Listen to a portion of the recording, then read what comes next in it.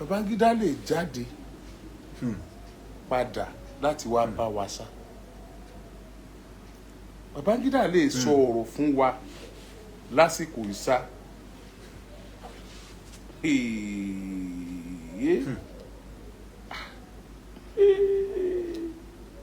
Ọlọ́run o, ìrírú ẹ̀ rí o, ìgbọ́rú ẹ̀ rí o, èmi ọmọ pé ó burú tó bá wọn o.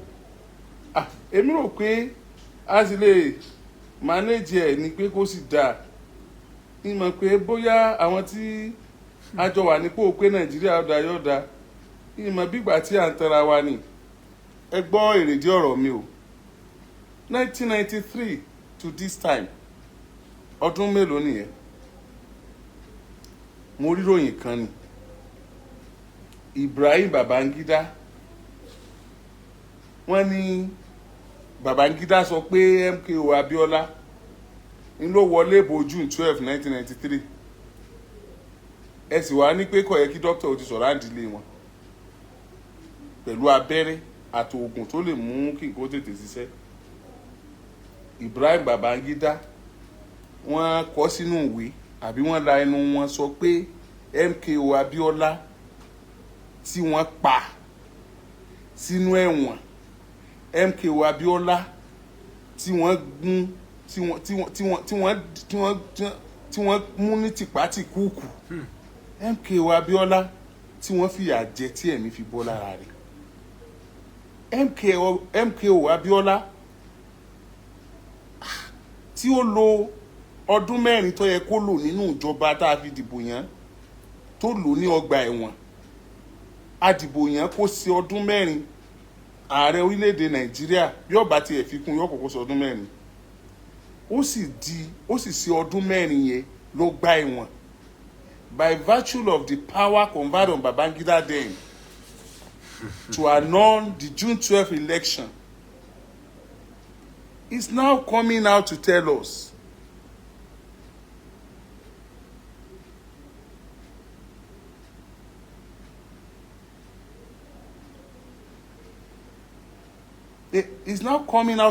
that Babangida won the election, even with the figure. He came out with the figure. He said Babangida had 5 million votes. 5 million votes. Only Tofa, only 3 million votes. Babangida, Ibrahim Babangida, M.K.O Abiola, only 5 million votes. Joe, I don't understand though. I don't understand. And I need to understand. Ẹ̀yin onísáíkó, ẹ̀yin dà. Ẹ̀yin ará Abẹ́òkúta, ẹ̀yin dà. Ẹ̀yin ará Rò l'Abẹ́òkúta tẹ́ ń tọ́jú èèyàn, ẹ̀yin dà. Ẹ̀yin ti Yábà lápá òsì, ẹ̀yin dà. Ẹ̀yin ti bílẹ̀ tẹ́ mọ̀ èèyàn tọ́jú, Asíndẹ̀mádé, Asíndẹ̀ ìwọ dà. Ẹ̀yin tí ẹ mọ Rúkìá kà dáadáa, ẹ̀yin dà. Ẹ̀yin tí ẹ ní anointing tó lè ṣiṣẹ́, tí anointing yín dúró tán tó lè ṣiṣẹ́, ẹ̀yin dà. Oh my God. Ẹ jẹ́ n kà torí mo kọ síbí ni ẹ rí pé mo yẹ fóònù wò gbà mú bẹ̀rẹ̀. Ibrahim Babangida ti kéde o wípé M.K.O Abiola ló wọlé ìbò June 12 táàdì lọ́dún 1993 tóun fúnra àwọn tóun sì fagilé.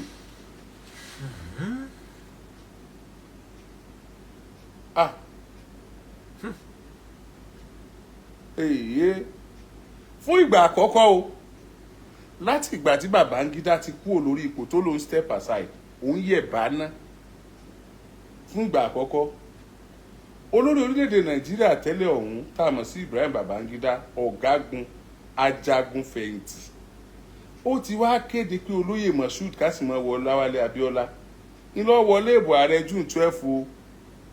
Ẹ mọ̀ gbọ́ o, èyí tá a dì lọ́dún 1993 tóun fúnra àwọn fagilé. Ọ̀gágun Ibrahim Babangida inú ìwé rẹ̀ kan tó máa kọ ni tó sọ pé òun kọ̀wé nípa ara òun ó sì fi lọ́lẹ̀ rẹ̀ lénìí ló sì fi lọ́lẹ̀ rẹ̀ àbẹ́nìkan lọ́ọ̀dì 20 ni wọ́n sá sì fi lọ́lẹ̀ rẹ̀ lọ́ọ̀dì 20. tẹ́ ẹ̀ bá gbàgbé M.K.O Abiola dupò ipò ààrẹ orílẹ̀-èdè Nàìjíríà lábẹ́ ẹgbẹ́ òṣèlú Social Democratic Parties, ẹgbẹ́ ẹlẹ́sìn.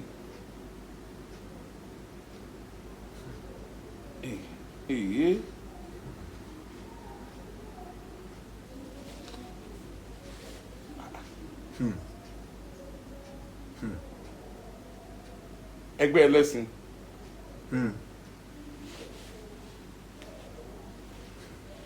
Babangida ó pe àkórí ìwé rẹ̀ ní ìrìn àjò mi lẹ́nu iṣẹ́, a service in service and a journey in service, ìrìn àjò lẹ́nu iṣẹ́. Ó ní ńṣe ni Abiola fi ẹ̀yìn Bashir Tofa ló fẹ̀yìn ẹ̀ nalẹ̀ wọ̀ ìyún Bashir Tofa tó ń díje lábẹ́ ẹgbẹ́ òṣèlú National Republican Convention, is it Council or Convention? NRC sá. Ó ní Moshood Abiola ó lóun lọ jáwé olúborí lọ́dún 1993 ó ló ní ìbò 8 million mílíọ̀nù 8 ó ní NRC tó jẹ́ ti Tova ó lóun ò níbò tó bẹ̀ rárá, ó níbò rẹ̀ kéré, ìbò mílíọ̀nù 5 ló sọ pé NRC ní Ọlábíọ́lá níbò 8. Nínú ọ̀rọ̀ tí Babangida ń sọ ó ní òun ti ń gbèrò láti fagilébò ọ̀hún gan kí wọ́n tó dì ìka tó dìbò yẹn gan lòun ti ní lẹ́mìí pé òun ò fagilébò yẹn, òun ti wà premeditated. Ẹ má bá mi nóòtù ẹ o pé ìtẹ́rí ẹ̀dì òun ò fagilé, wọ́n sì náwó wá lọ wọ́n sì ṣe campaign lọ, àwọn olùdìbò sì náà tó nóòrùn, òun ò fagilébò ni ká tó dì lòun ti mọ̀. Ó wá ní ẹ̀yin ọmọ Nàìjíríà òun lòun jẹ̀bi gbogbo nǹkan tó ṣẹlẹ̀ ní Nàìjíríà lásìkò náà tó ń jẹ́ ààrẹ orílẹ̀-èdè Nàìjíríà, ó take responsibilities. Ó ní èmi ni mo jẹ̀bi gbogbo nǹkan tó ṣẹlẹ̀ ní Nàìjíríà lásìkò náà tí mo jẹ́ ààrẹ orílẹ̀-èdè Nàìjíríà. Ní tó ṣẹlẹ̀ ní June 12 lọ́dún 1993 ọjọ́ 12 oṣù kẹfà ọdún 1993 olùdíje sípò ààrẹ lábẹ́ àsíá ẹgbẹ́ òṣèlú SDP Abiola àti Bashir Tofa tó jẹ́ olùdíje ẹgbẹ́ NRC wọ́n jọ díje nínú ètò ìdìbò ààrẹ Nàìjíríà. Baba Gana Kingibe ó ní ó jẹ́ olùdíje tó jẹ́ igbákejì Abiola táwọn jọ wà running mate tẹ́ ń sọ yẹn. Sylvester Ugo ó ní running mate ti Bashir Tofa. Ìbò tá à ń sọ yìí ni àwọn èèyàn sọ pé ìbò ńlá láàfíà jù lágbàáyé níjọ́ tán ti ń dìbò, free and fair election. Ká sì gba oríyìn pé orílẹ̀-èdè Nàìjíríà ló dìbò tó dáa jù, Babangida bá wọ́gi lé. Ọlọ́run o ń bolójú rẹ wà Ọlọ́run, kí n la ṣe gan Nàìjíríà? Wàhálà mọ̀ ṣẹlẹ̀ lọ́dún 1993 yìí, wàhálà pọ̀. Babangida wá step aside, ó wá gbéjọba fún Ernest Shonekan. Ernest Shonekan wá ṣèjọba ọjọ́ kan. Ernest Shonekan Abacha bá gbà á, kí ni Abacha gbàjọba sí nígbà tí wọ́n kọ́ gbé fún Ernest Shonekan? Mò ń bọ̀ ni mo ti jẹ sọ, mò ń bọ̀ nbẹ̀ ẹ jẹ́ ká ilé ìdílé. Lọ́jọ́ 11 oṣù kẹfà ọdún 1994 ṣé ẹ mọ̀ pé ní ọjọ́ 11 oṣù kẹfà ọdún 1994 Abiola bọ́ta ó sì kéde ara rẹ̀ gẹ́gẹ́ bí ààrẹ orílẹ̀-èdè Nàìjíríà tọrọ mọ̀ pé àwọn èèyàn dìbò fún un. Wọ́n rántí orin bàbá wa ewì bàbá wa Ọláréwájú Adépọ̀jù ńgbà náà. Ó ní níṣẹ́ ló yẹ ká Abiola jáde kó kéde ara rẹ̀ bí ààrẹ. Ó ní ètò ìjọba rẹ̀ ló yẹ kó kéde ẹ̀ fáráyé kó ká gidi borí ká da gbogbo ẹ̀ sí rọ́ọ̀fù. Mo sì rántí ewì yẹn dáadáa ńgbà náà. Èsì ìjọba ẹ̀ ló yẹ kó kéde ẹ̀ fáráyé kó ká gidi borí ká da gbogbo ẹ̀ sí rọ́ọ̀fù. Abiola bọ́ta lóòótọ́ ó sì kéde ara rẹ̀ bíi ààrẹ orílẹ̀-èdè Nàìjíríà. Kí ló ṣe yẹn sí? Ìjọba bá náwó gan. Wọ́n fi ẹ̀sùn ìdìtẹ̀gbàjọba kan M.K.O Abiola. Ẹ mọ̀ wo ẹni tá a dìbò yàn ó kéde pòun ló ń wọlé. Ẹni tá a dìbò yàn tó wá láti barracks tó wá fìbọn gbàjọba ó sì wá kéde ẹni tá a dìbò yàn gangan pé òun ló fẹ́ fipá gbàjọba. Wọ́n sì gbé wọ́n ti mọ́lé.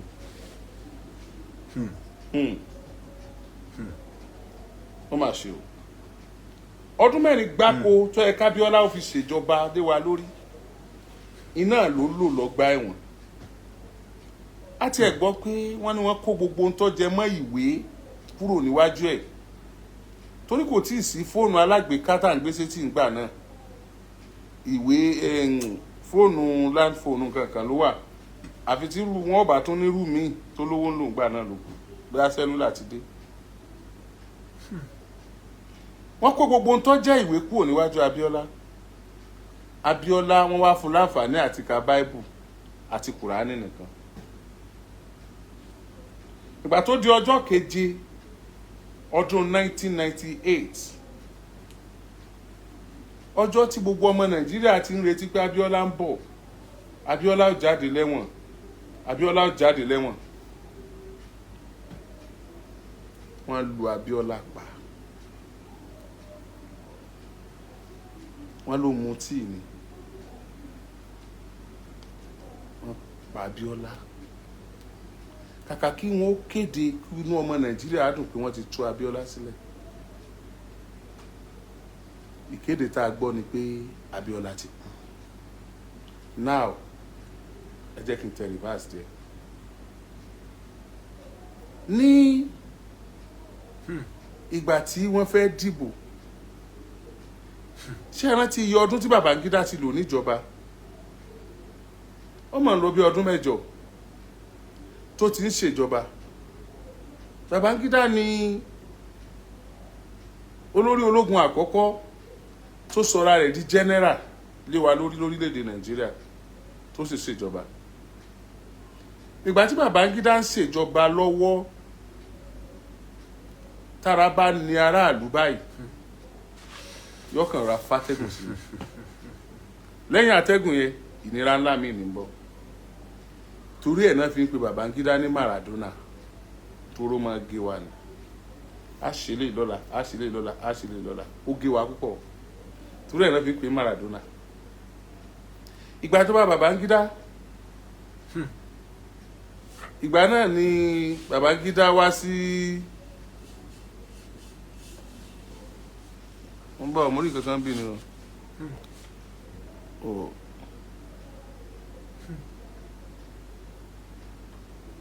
Mi ò rí mọ́, ó ti lọ. Ìgbà tó bá Babangida tí Babangida bá ń bọ̀ ní Ìbàdàn nígbà tí wò lórí rédíò àbí kan kéde lórí tẹlifíṣàn wọ́n á ti ta gbogbo ọ̀nà tí Babangida ó gbà kọjá. Àní ò sí ti mọ̀ pé Babangida ń bọ̀. Babangida mà lópo. Babangida lo ipò. Kódà nínú àwọn tó ti di olórí orílẹ̀-èdè rí ǹgbọ́n èyí tó lópo tó Babangida rí. Láti ìgbà tí Babangida sì ti kú èyí tí ìgbọ́ ẹni tó tún lópo tó jayé tó lópo bí Babangida. Lẹ́yìn tí ọmọ Nàìjíríà ń kígbe democracy democracy democracy tí gbogbo àgbáyé náà ń pé Nàìjíríà fẹ́ democracy reluctantly within Babangida's mind, to trick us in a very deceptive manner.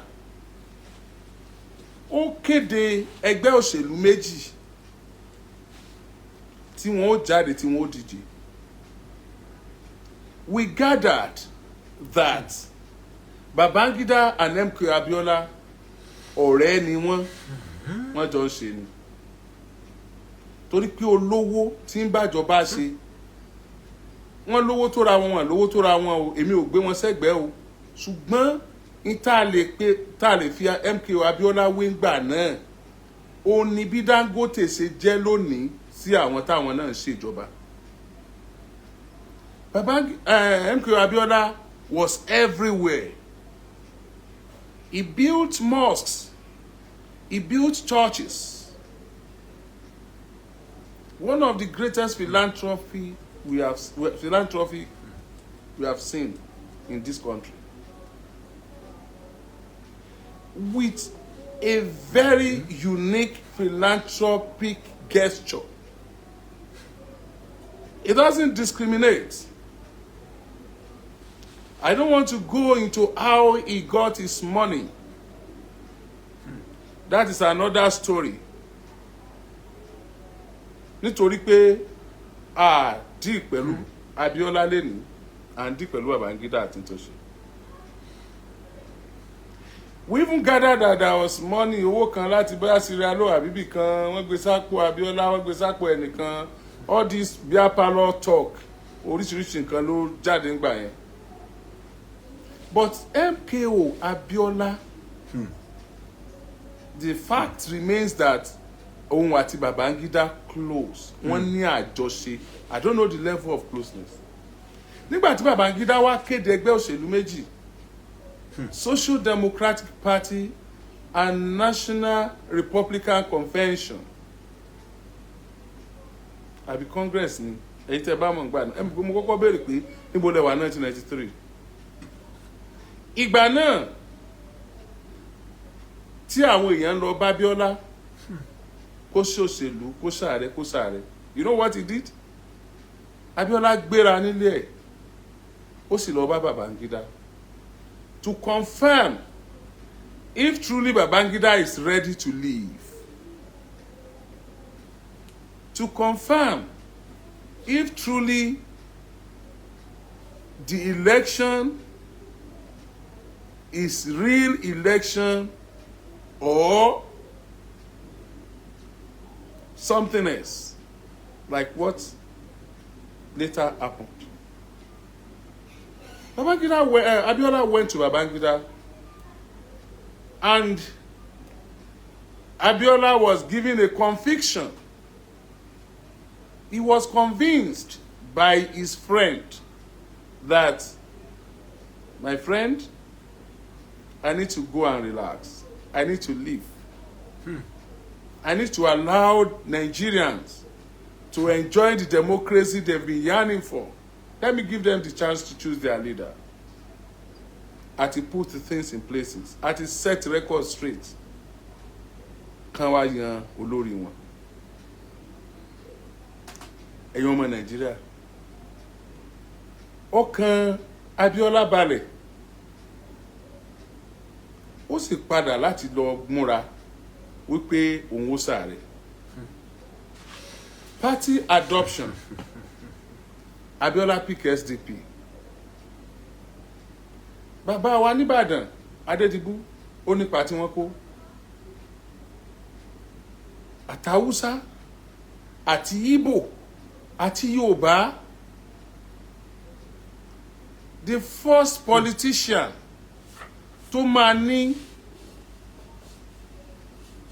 such acceptability across all the geopolitical zones in the country is M.K.O Abiola. He was accepted by virtually everybody. Mo sì lè rántí díẹ̀ nínú àwọn jíngù gbà yẹn.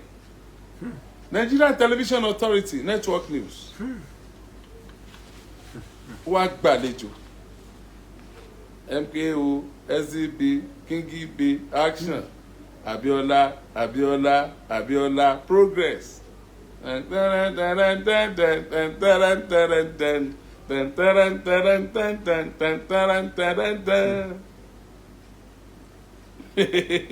ti rántí jíngù oríṣiríṣi Hope 93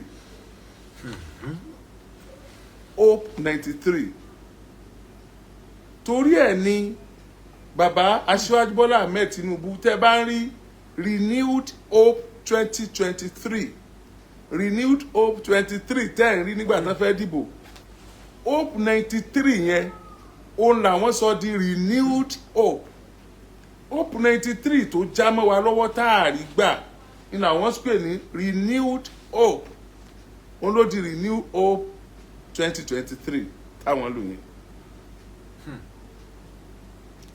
ẹlòmíì ò mọ̀ ṣé nínú àwọn tó kúkú ń gbọ́ mi nísìn ó dá mi lójú pé àwọn Indomie generation wà bẹ́ẹ̀ tí mò ń sọ yìí tí ò yé wọn ó lè ṣeéṣe kankan jẹ́ pé irú wọn ti fi kàròyìn láàárọ̀ yìí tàbí wọn ò fi kàròyìn lọ́wọ́ ẹ̀rọ ọ̀la àbí wọn ò fi ṣe news analysis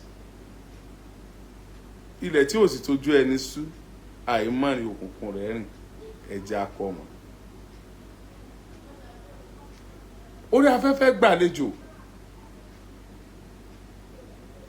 jíngù bẹ̀rẹ̀ sí ní róòlù lóríṣiríṣi tàwùsá lọ tí Ìgbò lọ tí Yorùbá lọ Abiola Isani Muhammad Bashir tó fà òun náà ṣe tiẹ̀ ó ń gbìyànjú o ṣùgbọ́n omi pọ̀ jọ kà lọ ní ọjọ́ ìbò àti ìdìbò kọjá aago 12 ọ̀sán tábíọ́lá fi wọlé ta ló lè rántí àjọ elétò ìdìbò ọdún náà ṣé kò ń ṣe nàdẹ́kò Hope 93 ẹ rántí ṣé kò ń ṣe nàdẹ́kò àjọ elétò ìdìbò ọdún náà ṣé kò ń ṣe nàdẹ́kò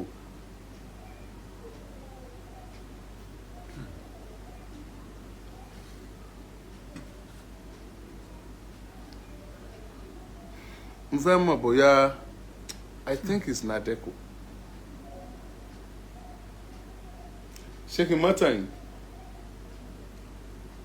àwa ò dìbò lọ́dún náà o bó ti yẹ kó wù wá ká dìbò ṣùgbọ́n àrípòtì àdìbò ní ìròpá àti ìtòbó òdì ní ìròpá àti ìtòbó òdì Nadeko náà ni ẹ ṣeun ṣùgbọ́n àdìbò abá àti tó bòdì ni ìmọ̀ ìsá àdìbò ṣùgbọ́n mo rántí pé mo lọ sí council Akinyele local government council and I went to Islamic high school to monitor the election. Decision to install Abiola as the president of Federal Republic of Nigeria then seems like unilateral decision. It was just like any Fedeco ni, be it Nadeko or Fedeco, Osako náà ni. Is it Fedeco? Orí ẹ̀bí àpótí Fedeco. Fedeco ni. Thank you. Nadeko ni àwọn ẹgbẹ́ Fedeco ni. Thank you. Fedeco ni. Thank you. Now, I monitor election. Aago 12 àwọn èèyàn ti ń jubilate. Yeah, lọ́dún 1993. Àwọn èèyàn ti ń jubilate. Abiola ni. Àwọn kan ní NEC ni. NEC ṣé NEC ni NEC báwo wọ́n mọ̀ tó ní NEC ni NEC Nadeko is still in NEC. Nadeko was formed after when the election was annulled. Okay, thank you. National Electoral Commission NEC wọ́n ní NEC ni o ẹ sóríire àwọn àgbàlagbà kún bí ẹjẹ́ akẹ́kọ̀ọ́.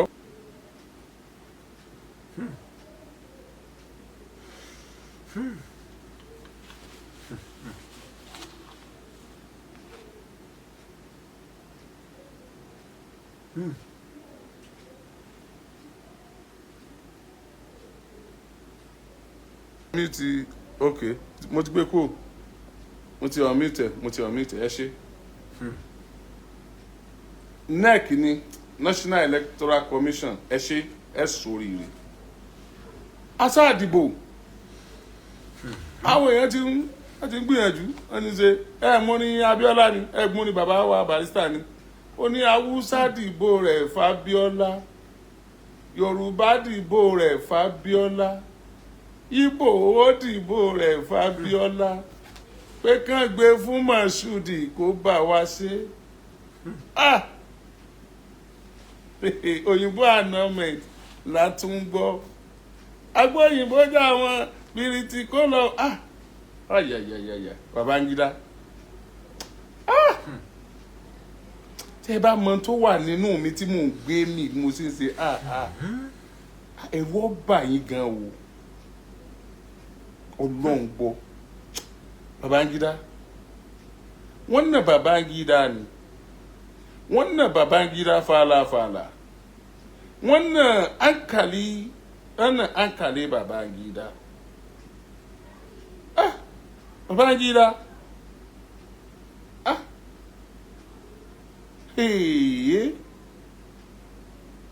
Babangida, wọ́n na biribiri, wọ́n na At the end of the day, ẹ̀yin kọ́ yìí, wọ́n kéde, wọ́n ní wọ́n annul ìbò yẹn. Ṣé mo pé Babangida, mo sọ lẹ́ẹ̀kan pé Babangida ó kọ nínú ìwé rẹ̀ pé òun ti ní lẹ́mìí láti fagilé ìbò yẹn tẹ́lẹ̀. Nígbà tí Abiola lọ bá, ó ti ní lẹ́mìí pé òun ó fagilé ìbò yẹn nígbà tó ń promise Abiola pé kó má worry, kó má ṣe lọ. Torí pé wọ́n ní ẹ̀mí láti fagilé ìbò yẹn gẹ́gẹ́gẹ́gẹ́. Ó wá mú kí bàbá Professor Efri Nwosu, Professor Efri Nwosu, àwọn ni wọ́n jẹ́ NEC chairman. Professor Efri Nwosu, àwọn ni NEC chairman. Thank you. Torí pé ó ti lẹ́mìí pé ó máa fagilé ìbò yẹn, ó ti wá òyìnbó tó ń wó lò. By the time tó ní àwọn annul election yẹn báyìí, wàhálà tó kọ́kọ́ bá wa ni pé àkọ́kọ́ ń wà túmọ̀ ìbò nkì. Annulment. Kí ni túmọ̀ annulment ẹnìkan ní wọ́n ti kéde Abiola nù. Tẹ́ bá ti sọ annulment, wọ́n ní pé ìbò ẹ̀ ti pọ̀ jù nù, pé ẹ lọ ní sùúrù o kí wọ́n ó kéde ẹ̀ ló kù, ẹ má wulẹ̀ dìbò mọ́, ẹ má waste ìbò mọ́ o. I'm not joking o. Oríṣiríṣi. Wọ́n náà ti annul ẹ̀ pé Abiola ti wọlé nù o, ńgbà ti annul ẹ̀ o. Nígbà tí àwọn ilé ìbò ọ̀bọ̀ ta annulment kẹ̀, dictionary wa tán lé o dictionary. A bá padà gbọ́ pé cancellation náà wọ́n reverse. Adúrú wàhálà, adúrú owó, ṣé wá láti wàhálà àtowó kò wá tó àfọkànsí ọmọ Yorùbá. Kí Babangida tó annul bò, sójà ti kún gbòòrò. Ẹ̀yin kọ́ yìí, sójà ti kún gbòòrò, wàhálà wá dé. Tí jáde ìbọn ti ń ró kẹ̀kẹ̀. Àwọn wo ní yìnbọn yìí wọ́n ti mọ̀ pé àwọn èèyàn ó protest. Ẹ̀yin kọ́ ìbíbọn ṣe dún tó, àwọn èèyàn gbọ́. Ọmọ Nàìjíríà yarí, wọ́n yarí nílẹ̀ Ìgbò, wọ́n yarí nílẹ̀ Haúsá, àgàgà ilẹ̀ Yorùbá. Ìbàdàn gbóná, Èkó ọ̀rọ̀rùn, gbogbo ẹ̀ wá gbóná jẹn. Wàhálà wá bẹ̀rẹ̀. Èmi tí mò ń bá yín sọ̀rọ̀ yìí, ìní sọ́yé kìlómítà tí mo fi ẹsẹ̀ mi rìn, tí bàtà yọ dànù tí mo tún fẹsẹ̀ lásán rìn lọ. Ẹni orí yọ dilé. Igbó kan bẹ́ ń bàdàn tí wọ́n ń pè ní igbó àgàlà. Àwa gbọ́njúmọ̀ igbó àgàlà.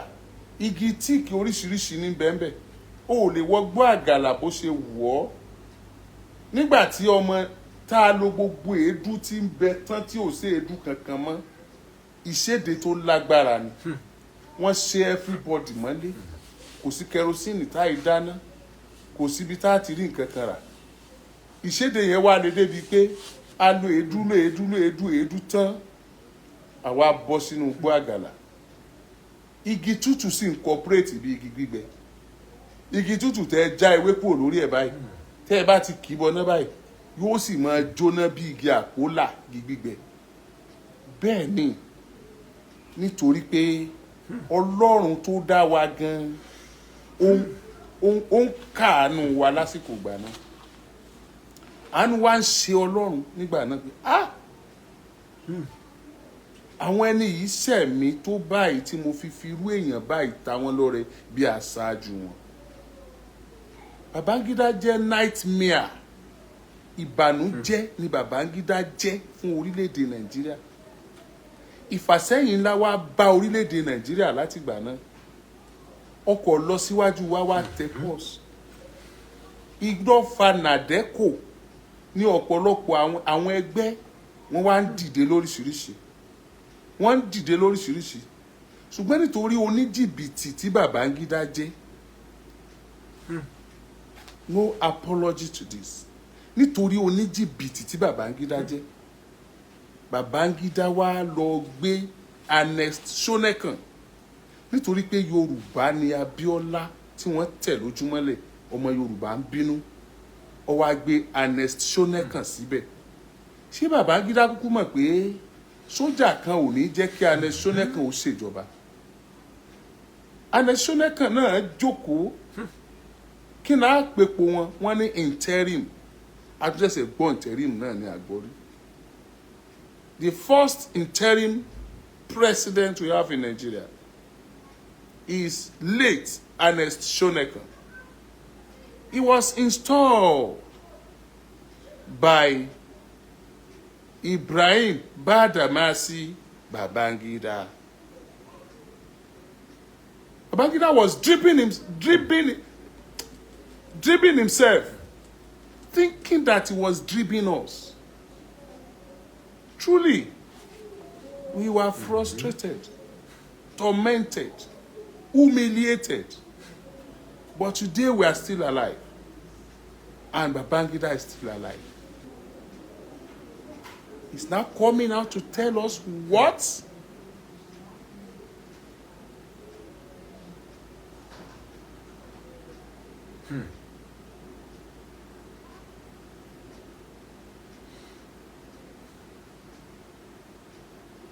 Oh God. He knew that the military would never allow Ernest Shonekan to rule. He installed Ernest Shonekan.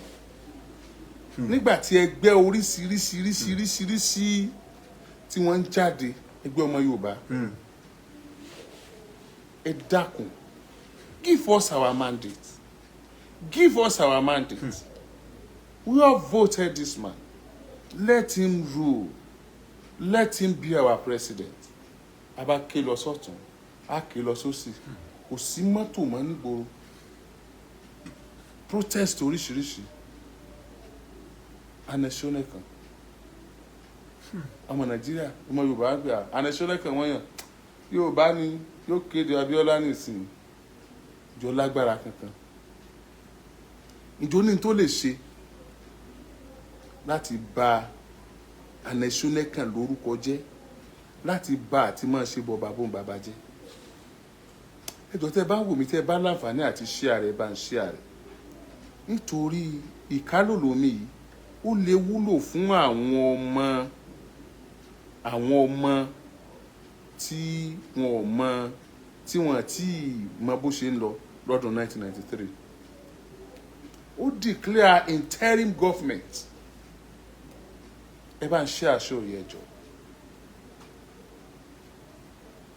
Babangida declare interim government. Mo ń dúró de nǹkan share yìí.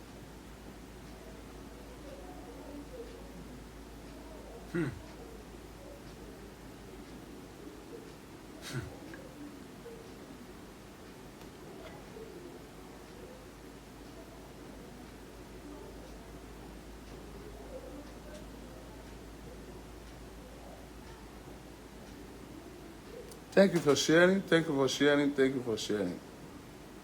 Babangida declare interim government. Ó fi anexional kan ṣe president. Olórí interim government. Wọ́n jẹ́ pé president. At the end of the day. Ìjọjọ́ kan àbí nǹkan kọ́ ni sọ́nà kan lò. Ìrọ̀wọ́rọ́wọ́ làwọn Abacha ní bá wa pẹ́rù wa wá. Ó tó wá yan sọ́nà kan gan kọ́. Kó náà wà lórí ìjókòó. Àga gbóná mọ̀ ni. Babangida olóhùn ó dìde. Àga gbóná mọ́ Babangida ni. Ṣó yẹ kí Babangida sì máa fa afẹ́fẹ́ Nàìjíríà sí Musa.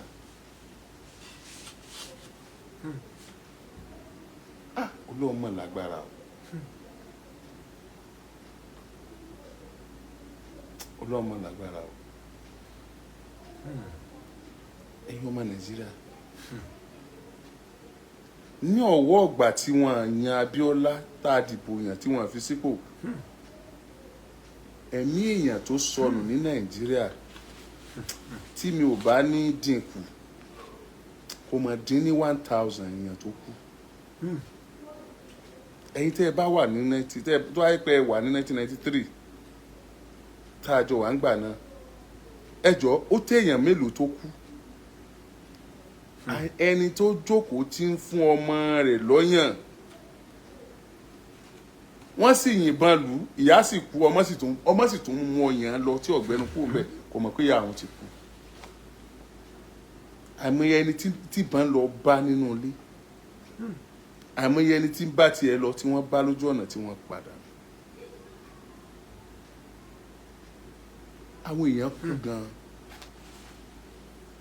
ẹ̀mí ṣòfò. Wọ́n sọ lé ọlá dahoro. Wọ́n sọ ẹni tó ní bàbá dáláìní mọ́ wọ́n sọ dọmọ òrukàn. Wọ́n sọ ẹni tó ní ìyá dẹni tí ò rí ìyá rẹ̀ mọ́. Wọ́n ń pa ọmọ lójú ìyá. Bẹ́ẹ̀ sì ni olókùn gbókù ẹ̀ ní ìjọba òṣèlú kankan fẹ́ nìkankan. Ìgbà náà ló di kó ń lé ó gbélé. Àìmọye aboyún tó kú dànù. Àìmọye òrèlé òdélé àìmọye òròkò òdóko àìmọye èèyàn tó toko òròkò tóko òròkò tó ẹnìkan ní 1000 kẹ̀ ó ju 1000 people lọ. Mò ń sọ bí oníròyìn ni tí a dínkù. Àwọn èèyàn kú gan-an lórílẹ̀‐èdè Nàìjíríà. Ẹ wá wo ẹkún ẹ wá wo ìpayín keke ẹ wá wo ọ̀fọ̀ lọ́ọ̀dẹ̀ àwọn èèyàn. Ẹ wá wo ẹni tí wọ́n gbójúlé nínú ẹbí mi wípé ògo àwọn leléyìí tó jẹ́ breadwinner family wọn. Ẹ wá wo bó ṣe sùn nínú àgbàrá ẹ̀jẹ̀. Àsìkò ìgbà náà ìní àwọn ọmọ Yorùbá kan kóra wọn jọ tí wọ́n rí pé wọ́n yan Yorùbá jẹ. Ìgbà náà la mọye Yorùbá tó ti sàárẹ̀ la mọye Haúsá tó ti sàárẹ̀ là ń béèrè iye Ìgbò tó ti sàárẹ̀ lórílẹ̀‐èdè Nàìjíríà. Àwa rẹ̀ nìkan kan tọ́ka sí ńgbà náà ju Ọbásanjọ́ lọ ṣáájú àkókò yìí. Ìgbà yìí la wá jókòó ọmọ Yorùbá wá rí pé orin tí bàbá wa Ògúndé kọ yóò Yorùbá ronú wò. Ìgbà náà ni Yorùbá ṣẹ̀ṣẹ̀ wá rò náà wá dá ẹgbẹ́ kan sílẹ̀ ńgbà náà. Ẹgbẹ́ ajìjàgbara ọmọ Yorùbá wọ́n ń pè wọ́n ní OPC Oòduà Progressive Congress. Nígbà náà gbogbo àwọn tó jẹ́ ọ̀dọ́ tí wọ́n rí ipò apá tí wọ́n rí ipò ẹsẹ̀ wọ́n wá kóra wọn lọ síbì kan. Wọ́n lè kóra wọn lọ nú igbó. Ẹni tó légbé ẹni tó lọ́fẹ̀ẹ́ ẹni ó láfẹ̀ẹ́ rí ẹni ó ní mọ́lù ẹni ó lókìgbẹ́ ẹni ó lókìkùmọ̀ ẹni wọ́n wá ń fúnra wọn lóògùn wọ́n fúnra wọn lóògùn. Ọmọ Yorùbá wá múra lẹ̀ ẹ̀dógún, ọmọ Yorùbá múra lẹ̀ ẹ̀dọ̀tẹ̀, ọmọ Yorùbá fẹ́ gbara wọn lọ́wọ́ àwọn amúnisìn tó jẹ́ pé àwọn nìkan ni wọ́n fẹ́ máa ṣèjọba. Kò pẹ́ kò jìnnà Abacha gbàjọba.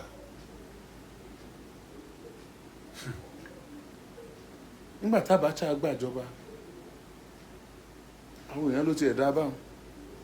Abacha yóò gbéjọba fún Abiola ni. Ẹ rí i pé bàbá Arísekọ́lá ó pe Abacha ní ìsìn, wọn ni wọ́n gbéjọba fún Abiola. Ọmọ Arísekọ́lá ní Abacha, wọ́n gbéjọba fún Abiola ní ìsìn. Story for another day. Story for another day. Torí mo dákọ̀ Arísekọ́lá, story for another day. Ṣùgbọ́n Abacha ò gbéjọba fún Babangida o. Ń ṣe ni Abacha ń lò jọba lọ. Sáà kúkú rò pé yóò débẹ̀ yóò sì ṣe díẹ̀díẹ̀ yóò kú ń bẹ̀ ni. Abacha máa ń lò jọba lọ ni. Ọdún kìíní, ọdún kejì, ọdún kẹta, ọdún kẹrin. Ń bọ̀ ọdún kẹrin tó yẹ kí Abiola bóyá yóò tún bòdì ní o àbí yóò kú òun bẹ́ẹ̀ o, ọdún tó yẹ ó parí ìjọba rẹ̀ gangan ká ní wọ́n gbéjọba fún ọdún náà lọ jáde láyé. Ó kù ọ̀la tọmọ Nàìjíríà ń retí pé Abiola ó jáde lẹ́wọ̀n iná lọ jáde láyé. Wọ́n pa Abiola ni. Wípé dis Abiola tó bá padà jáde lẹ́wọ̀n yóò tún máa claim mandate ẹ̀ ni. Ẹ já fi ṣe tutù. Ká fi ṣe tutù tí wọ́n béèrè fún tí wọ́n bá ti rí mọ́ wọn ó sinmi. Abiola kú o. Wàhálà wá bẹ̀rẹ̀. Ọba wo ni ọba tó ní abọ́bakú tí abọ́bakú rẹ̀ tó abọ́bakú Abiola Nàìjíríà? Tó pé torí pé ó kú làwọn èèyàn wá kú tó bẹ́ẹ̀. Kò sí. Àwọn èèyàn mọ̀ kú o. Ṣé ẹ mọ̀ pé nítorí ikú Abiola náà, ṣé ẹ rántí pé àsìkò tá à ń sọ yìí náà wọ́n pa Sùlíyà Adédèjì? Ṣé ẹ rántí pé àsìkò tá à ń sọ yìí ni wọ́n pa Kudirat ìyàwó Abiola? Ṣé ẹ mọ̀ pé wọ́n yìnbọn fọ́pọ̀lọpọ̀ èèyàn gbà náà? Ọlọ́run ló yọ Alex Ibru tó jẹ́ chairman Guardian newspaper. Àtọ̀pọ̀lọpọ̀ àwọn èèyàn tí wọ́n fẹ́ pa ńgbà náà tọ́lọ́run fẹ̀mí wọn lé lọ́wọ́. Àmọye oníròyìn tẹ́mi ẹ̀ bọ́ sí, àmọye àwọn tó sá jìnnàjìnnà, ejò sáré ikú nàgbọ̀nàgbọ̀n. Ọmọ Nàìjíríà, Abacha lò jọba o. Nígbà tí Abacha ṣèjọba sáà tó dé stage kan,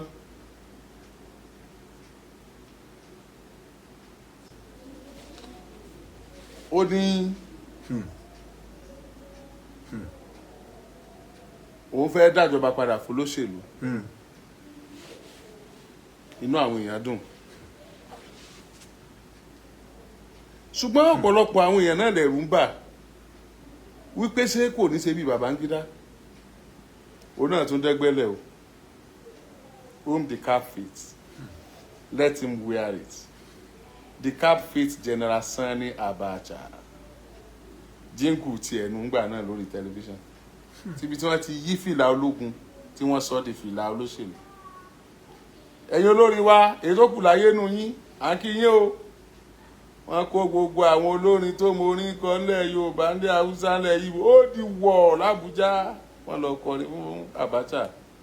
Abacha lẹ́yìn tó lò ọ̀pọ̀lọpọ̀ ọdún gẹ́gẹ́ bí ààrẹ ológun, ó fẹ́ di ààrẹ alágbádá lórílẹ̀‐èdè Nàìjíríà. Ẹ̀rù wa ń bà wá.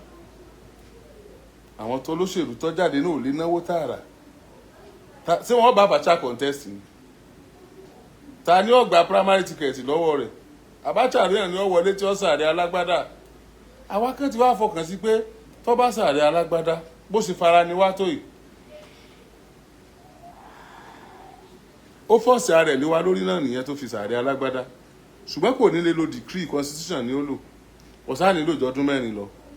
tí ó fi lọ torí a ti rí i pé a ti rò ó pin ẹ̀yin kọ́ yìí ìtàn máa ń ya ni ṣùgbọ́n mi ìfẹ́ orí ìjìnà torí àkókò mi ẹ jẹ́ maintain track mi ẹ̀yin kọ́ yìí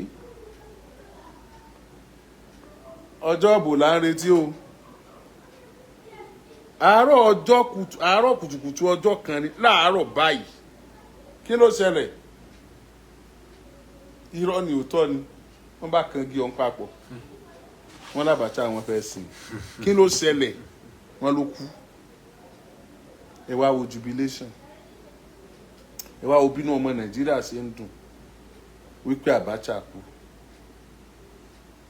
ọba dorí Abdulsalami Abubakar nígbà Abdulsalami débẹ̀ náà bá ṣèpàdé pẹ̀lú àwọn ológun àtàwọn tí ń béèrè ẹ gbọ́ àtàwọn èèyàn wọn lọ́dọ̀ wọn lọ́hùn àyàn àwọn ará bíi jẹ́ńjò ni kò sí ní tá a lè ṣe o ju wípé kọjẹ́ pé àwọn náà là á lò lọ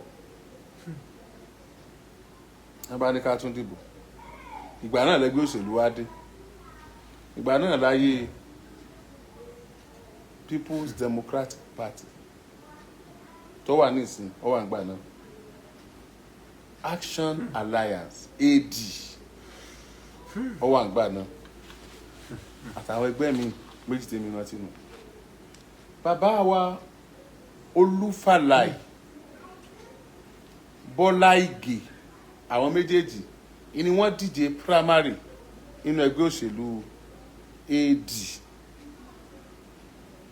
ṣùgbọ́n àwọn èèyàn dìbò fún Olúfàlàì gbogbo ọmọ Yorùbá wá dì mọ́ Olúfàlàì báwọn làwọn fẹ́ ọ̀sàrẹ̀ ṣùgbọ́n àwọn ará bí tẹ́ fẹ́ compensate wa wọ́n wò pé ta làwọn lè mú tí ó kàn jẹ́ pé wọ́n mọ̀ para wa ni ṣùgbọ́n tiwọn náà ni wọ́n mọ̀ ṣe àwọn ó ti lọ́rọ̀ ní o àwọn làwọn ó gbé wọlé o àwọn bá mú Ọbásanjọ́ nínú ẹgbẹ́ òṣèlú PDP adìbò lóòótọ́ o adìbò lóòótọ́ wọn àrí ìgẹ̀ bíi ti Awólọ́wọ̀ wọn àrí ìgẹ̀ lóòótọ́ wọn àrí ìgẹ̀ Ọbásanjọ́ lọ wọlé nítorí power of number politics is a game of number àwa Yorùbá ńlá mú Olúfàlàì àwa Yorùbá la mú Olúfàlàì Ọbásanjọ́ làwọn mú bí wọ́n ṣe pọ̀ tó yẹn ṣẹ́ẹ̀dẹ̀ mọ̀ pé ìbò Olúfàlàì náà ìbò Ọbásanjọ́ náà àwọn kan náà tún dìbò fún Yorùbá lọ́básanjọ́ bá wọlé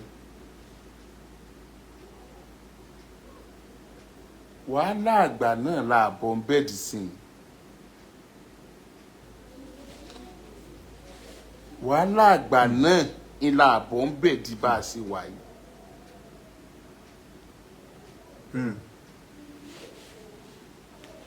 ọmọ Nàìjíríà ọmọ Yorùbá ìbéèrè mi lálẹ́ ìwá ni pé Babangida ti wá jáde o ó ní lóòótọ́ M.K.O Abiola wọlé ìbò June 12 tó di wàhálà ṣé ẹ ti dáríjì báyìí ṣé ẹ lè dáríjì Babangida ìdáhùn mi nù ẹ̀yin téèyàn yín kú ṣé ẹ ti dáríjì Babangida o wọ́n ti kọ̀wé o ẹ̀yin tí wọ́n dojú òpó yín rúgbà náà ṣé ẹ ti dáríjì Babangida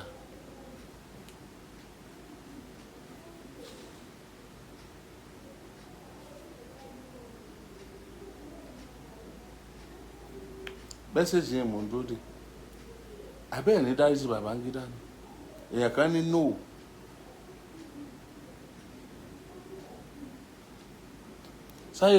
ayélujára Bọ́lá Babangida ọ̀pọ̀ ọmọ rẹ ni ṣé ẹ ti dáríjì Babangida o wọ́n láwọn ní àwọn mọ̀ọ́mọ̀ wọ́n ní wọ́n ní kì í ṣe pé àwọn ṣèèṣì kánṣu bò yẹn o pé àwọn ti mọ̀lẹ́mìí àwọn pé àwọn ò kánṣu bò yẹn kán tiẹ̀ tó dì rárá àwọn fẹ̀mí ṣòfò láì nídìí àwọn dààmú ọmọ Nàìjíríà láì nídìí àwọn ò lo gbogbo agbára táwọn ní láti fún wa ń fìtìmọ́tì, àwọn ò complicate wa the more. Nígbà tí gbogbo orílẹ̀-èdè yòókù bá ń lọ síwájú, àwọn ò fà wá sẹ́yìn, àwọn ò fi ìjẹkújẹ tàwọn ìmọ̀tara ẹni nìkan, àwọn ò fi fara ní gbogbo ọmọ Nàìjíríà. Ṣùgbọ́n gbà táwọn bá wá súnmọ́ kòtò bí wọ́n ti ṣẹ̀ṣẹ̀ súnmọ́ kòtò wọn tí ń lọ yìí, àwọn wà á kọ̀wé kan, àwọn wà á padà jẹ́wọ́ káwọn tó kú pé àwọn mọ̀ọ́mọ̀ ṣe gbogbo ohun táwọn ṣe fún wa ní lórílẹ̀‐èdè Nàìjíríà. Ṣé ẹ ti dáríjì Babangida o? Babangida sá lọ́mọ, Babangida ti lọ́mọ ọmọ báyìí, wọ́n ti dàgbà, wọn ò lè díje mọ́. Ṣé ẹ ti dáríjì Babangida? Àsìmọ̀ bóyá wọ́n sì fẹ́ díje náà ló fàwé tí wọ́n kọ. Àwọn ìwé ẹlẹ́sìn mìíràn tí àwọn leaders wa máa ń kọ tí wọ́n bá ba nǹkan jẹ́ tán yìí, ìjẹ́ àwa nǹkan ṣe sí tí gbogbo wọn wà di publisher ọ̀ràn mọ́sùn tí wọ́n á máa publish oríṣiríṣi ìwé láìsí academics náà. Àwọn náà wà máa fi intellectual property kalẹ̀. Àdẹ̀ ní rí intellectualist nìkankan nínú ayé wọn. Ẹnìkan ní capital no, ọlọ́mọjà àwọn oríró ẹ̀. Wọ́n tẹ gbogbo ẹ̀ bàṣùbàṣù, wọ́n jẹ́ bàṣùbàṣù, wọ́n balẹ̀ jẹ́. Kí Babangida ó máa sọ láti 1993 sọdún yìí, ọdún mélòó nù?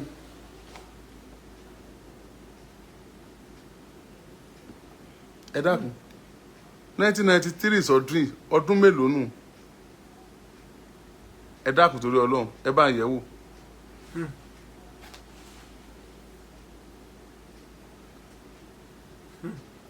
1993 sọdún yìí.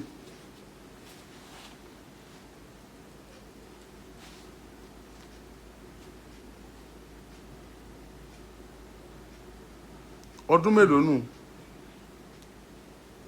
Ẹnìkan ní nígbà náà ni sójà pa àbúrò bàbá àwọn.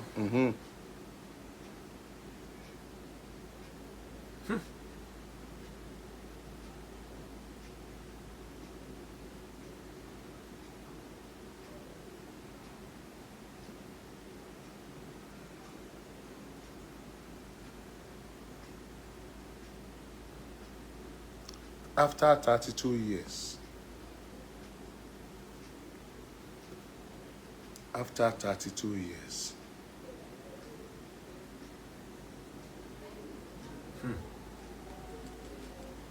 Ẹnìkan ní 32 years, ẹnìkan ní 35 years. Which of the two?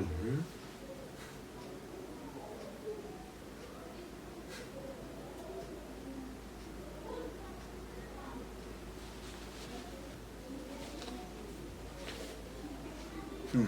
35 years àbí 32 years? 32, only 32 years ni.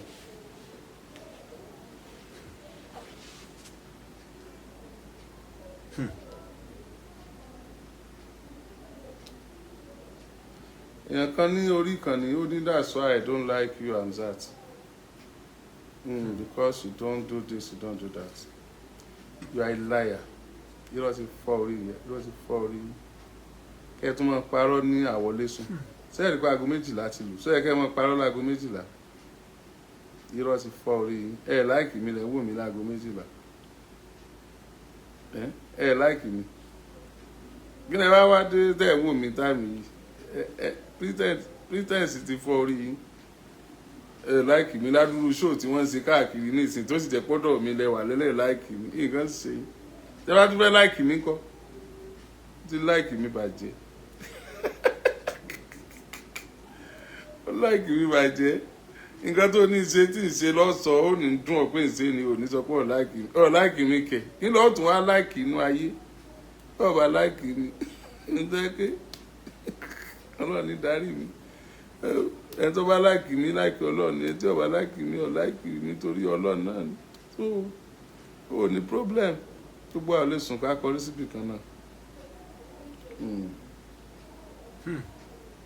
but the fact pé ẹni yẹn ò sọ̀rọ̀ kò mí pé ó ń bínú yín náà, kò mí pé kò ṣe ń tẹ̀ ń ṣe, kò mí pé ó kọ̀yìn sí ń tẹ̀ ń ṣe, kò mí pé kò ń sara yín náà.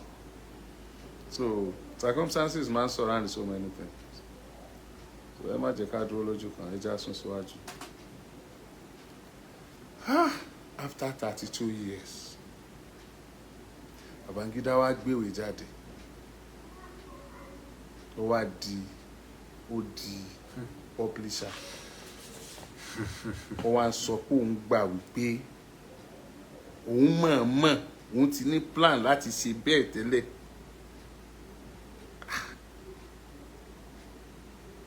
Ó ga ọ́.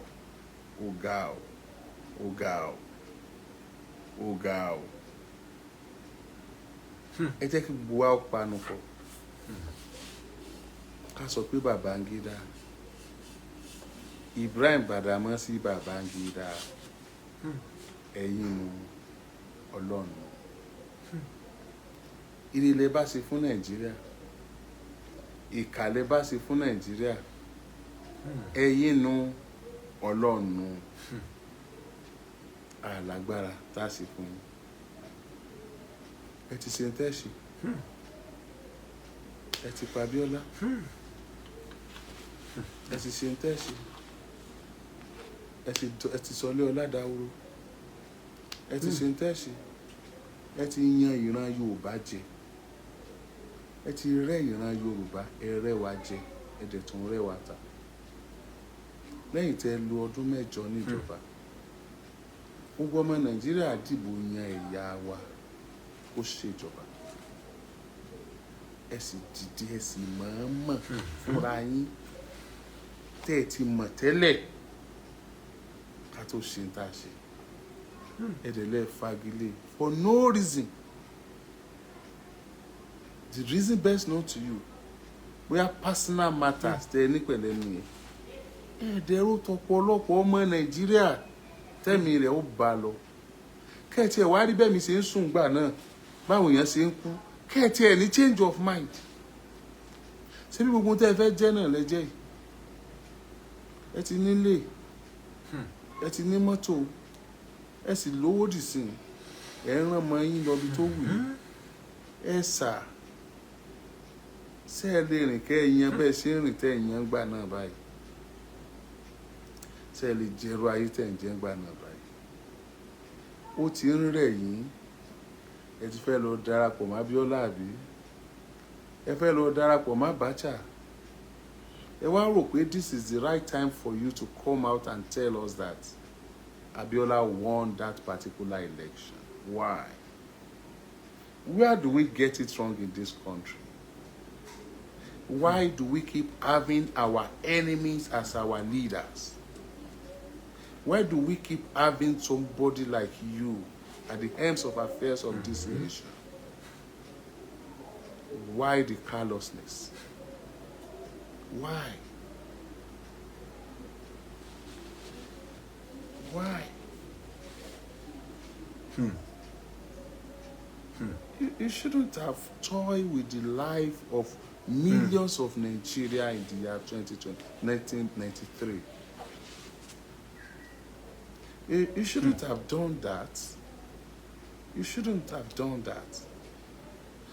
Say tribal matter, say personal vendetta, or what? Why do we find ourselves here? Why? Abiola ò bá dá tó bá jẹ́ níbí. Ẹ bá expose Abiola fún wa gbà yẹn náà. Aṣá àti dìbò fún. Ẹ bá jẹ́ kó ṣèjọba ká mọ ibi tó kù sí. Kí gbogbo wa rí pé kò dáa. After 22 years. After 22 years. La ṣẹ̀ṣẹ̀ wá ní Yorùbá nípò padà. Fortunately, Yorùbá tá a ní tó padà dé kò jẹ́ ara àwọn tó ń gbà fún ẹni tẹ́ ẹ deprive lọ́jọ́ yẹn lọ́hùn. Ó jẹ́ ara àwọn tó gbà fún ẹni tẹ́ ẹ deprive lọ́jọ́ yẹn lọ́hùn. Ọmọ Nàìjíríà, ẹ jẹ́ kí information yìí dọ́dọ̀ ààrẹ Bọ́lá Ahmed Tinubu. Ẹ bá mi bẹ̀ wọ́n, ẹ bá wa bẹ̀ wọ́n, ẹ bá wa rọ̀ wọ́n. Ẹ sọ fún wọn pé kì í ṣẹgbẹ́ òṣèlú APC ló gbé wọn dépò yìí, Ọlọ́run ló gbé wọn débẹ̀. Ó dẹ̀ lo ìbò aráàlú, ó fi ṣe sábàbí. Gbogbo ọgbọ́n táwọn náà láwọn dá, propaganda ni, lobby ni, moving up and down ni, fún wọn lówó bí náà bá jó sí gbogbo ẹ̀ ni, Ọlọ́run ló gbogbo ẹ̀ sábàbí kẹ́ ẹ fi dépò, ẹ ti wá dépò. Ẹ rántí Abiola o, ẹni tó fìyà jẹ gbogbo Yorùbá, ó ti jẹ́wọ́ báyìí pé òun mọ̀ọ́mọ̀ fìyà jẹ wá ni. Ẹ bá wa rántí Abiola, ẹ dákun, ẹ jẹ́ ká rí true democracy. Give us true democracy, sir. Babangida ti ń regret àwọn iṣẹ́ ọwọ́ wọn nígbà tí wọ́n wà níjọba. Ló mú wọn kọrú ìwé tí wọ́n edit ẹ̀ kan yọ kúrò tó fi di tá a sọ lẹ́nu. Gbogbo ẹ̀mí ni ó tọ́ kú o. Ọlọ́run ẹ̀san sí lọ́lọ́run. Tó bá dáríjì yàn fún tẹ̀sẹ̀ after 30 years, I mean 31 years, after 31 years, èyí wá dépò. Ó lè wù yí pé ẹ̀jẹ̀ ààrẹ ń gbà náà, ọlá ò tí ì tó bó ṣe tó kẹ́ tó padà dépò yìí. Ọlọ́run ní kọ́lá yín máa pọ̀ sí i, ó dẹ̀ gbé yín dépò yìí. Ó fi compensate gbogbo Nàìjíríà. After 32 years, thank you. Ó fi compensate gbogbo ọmọ Yorùbá ni. Ó fi compensate gbogbo generations wa lọ́wọ́lọ́wọ́ báyìí ní Nàìjíríà nìsa. Ẹ jọ̀ọ́, ẹ jọ̀ọ́, ẹ jọ̀ọ́. We want true democracy. We deserve true democracy. Let other parties breathe, sir. Tell the APC chieftain throughout the country, throughout the nation, we don't want one-party system in Nigeria. Kò lè pè wá. A fẹ́ kẹ́ ẹ máa ṣe lọ́ntì yín bí òfin ti gbà yín láàyè àti ṣe. A fẹ́ kẹ́ ẹ jábọ́ kán tún lọ wá àwọn míì dípò yín. Kó wá di pé ọmọ Yorùbá ó tún máa sá kíjokíjo kiri. Ẹni mi ò sẹ́ni, èèyàn mi ò ṣe èèyàn. Tinubu àní fi wá láàrò lásán o. Ẹni mi ò sẹ́ni, èèyàn mi ò ṣe èèyàn. Àní fi wá láàrò lásán o. Àwọn ará bí ti yàn wá jẹ jù, wọ́n ti fìyà jẹ ìran wa jù ṣáájú àkókò yìí. A nígbàgbọ́ nínú yín wípé tọ́lọ́ ń bá lò yín, tọ́lọ́ ń yọ̀ǹda yín, tẹ́ ẹ rí ọdún 8 ṣe pẹ̀lú àlàáfíà. By the time tẹ́ bá máa kúrò ńbẹ̀, ẹ ti change ọ̀pọ̀lọpọ̀ nǹkan tí ó gbága Yorùbá kù lẹ́yìn, tá a fi wà ń kò tọ́ yẹ ká jọ wà, tí gbogbo ẹ̀ ó fi balance lórílẹ̀‐èdè Nàìjíríà. Bóyá ìṣèjọba ẹlẹ́kùnjẹkùn ìní ó jẹ́ kó rọrùn fún wa, ẹ ti gbé ibẹ̀ kó tó di pẹ́ lọ. Àwọn tó ń tẹ̀lé yín wọ́n ń gbọ́lá fún ẹgbẹ́ òṣèlú débi pé wọ́n nígbàgbọ́ pé àwọn ò lo agbára òkè fún àwọn ẹgbẹ́ yòókù tí ń bẹ káàkiri. Kódà kẹgbẹ́ yẹn kó jẹ́ ẹgbẹ́ regional government la ní, kó jẹ́ regional government, regional party, as in the party tí ò lẹ́nu ní national, tó bá sàti láǹfààní àti dìbò, tó bá ṣe ń làwọn ọmọ ìlú yẹn dìbò fún, ẹ jẹ́ wọn ó ṣèjọba.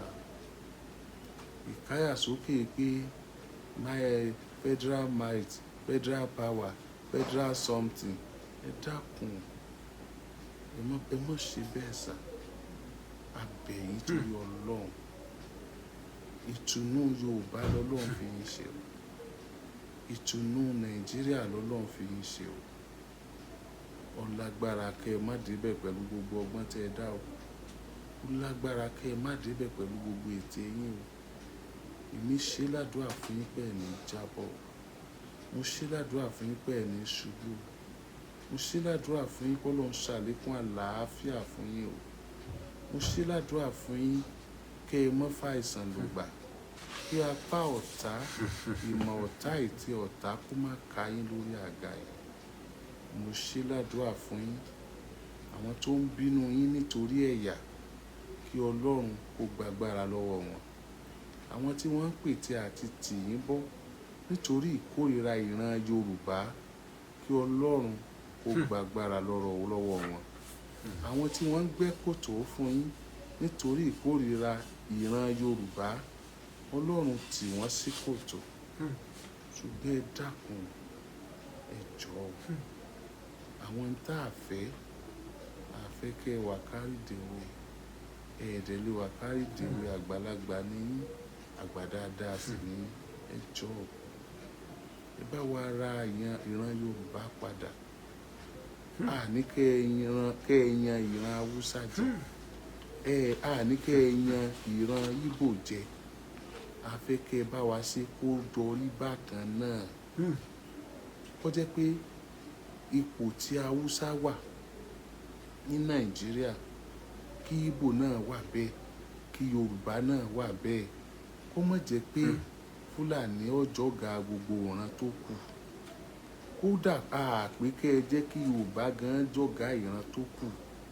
A fẹ́ ká ṣe déédéé, ká ṣe déédéé, ká ṣe déédéé, kí déédéé yẹn jọ kárí ni o. Ẹ jọ̀ọ́ torí Ọlọ́run, ká gbàgà ẹnìkan sẹ́yìn, ká gbé kan síwájú, ká fárí igún, ká yẹ̀sọ́ àkàlà, ká tún wá dá kànnàkàn bú ọmọ àti òró sí lórílẹ̀‐èdè tó jọ jẹ́ tiwa. Ká torí ẹ̀yà ká yóò dìbò fún èèyàn, ká sì mọ́ gbé sípò rẹ̀. Wọ́n fìyà jẹ Abiola, wọ́n fìyà jẹ ìran Yorùbá, ṣùgbọ́n Ọlọ́run fi yín rẹ ìran Yorùbá lẹ́kún. Ẹ jọ̀ọ́, ẹ rẹ gbogbo Nàìjíríà lẹ́kún o. Ẹ kàn lo platform APC wọlé ni o, Ọlọ́run ló gbé yín síbẹ̀ o. Ẹ jẹ́ kí gbogbo ẹgbẹ́ yòókù náà, ẹ jẹ́ wọn máa ṣe. Let other parties breathe, sir. Tell your people you are doing well, sir.